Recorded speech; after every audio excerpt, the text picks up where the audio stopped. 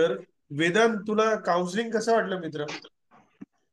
तर चांगलं वाटलं. आता माझे most of the doubts clear झाले.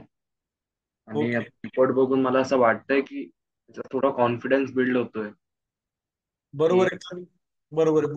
कुठेतरी विचार बरोबर होता. फक्त आता ते कन्फ्युजन थोडं क्लिअर होतंय. थोड्या दिवसात आता विचार करून मी ठरवेल नीट मग काय करायचंय मला. बरोबर आहे. पण तुला आता करायचं असेल तर काय काय करायचं, तुला सोल्युशन पण मिळाले ना आता? काय हा, काय गोष्टी इम्प्रूव्ह कराव्या लागतील किंवा काय करावं लागेल? पहिले तर माझ्या याच्यावर फिजिकल फिटनेसवर. Okay. सेकंड माझी स्टडी मेथड, मला स्टडी पॅटर्न मला ठरवायला लागेल नीट. ते तुम्ही जे आता टिप्स दिले ते युटिलाइज करायला लागतील स्वतःवर. बरोबर आहे. बरोबर आहे. राईट. ग्रेट. ग्रेट. मॅडम, तुम्हाला कसं वाटलं ओव्हरऑल काउन्सिलिंग? माझ्यासाठी काय फीडबॅक आहे? सर काउन्सिलिंग म्हणजे बऱ्याचशा त्याच्यामध्ये ॲबिलिटी आहे जे अगोदर म्हणजे आम्हाला एवढं माहिती नव्हतं ते आता कळलंय. तर त्याच्यावरती वर्कआउट केलं पाहिजे.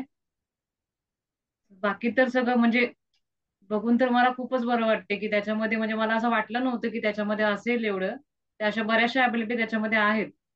बरोबर आहे. कॉन्फिडन्स वाढला तुमचा. ओके.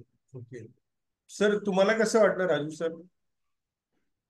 ऍक्च्युली मला तर असं वाटतं की हे आम्ही अगोदर करायला पाहिजे होतं तुमच्या बरोबर. म्हणजे जेणेकरून त्याची 8वी ते 10वी ना आम्हाला चांगली इम्प्रूव्ह करता आली असती.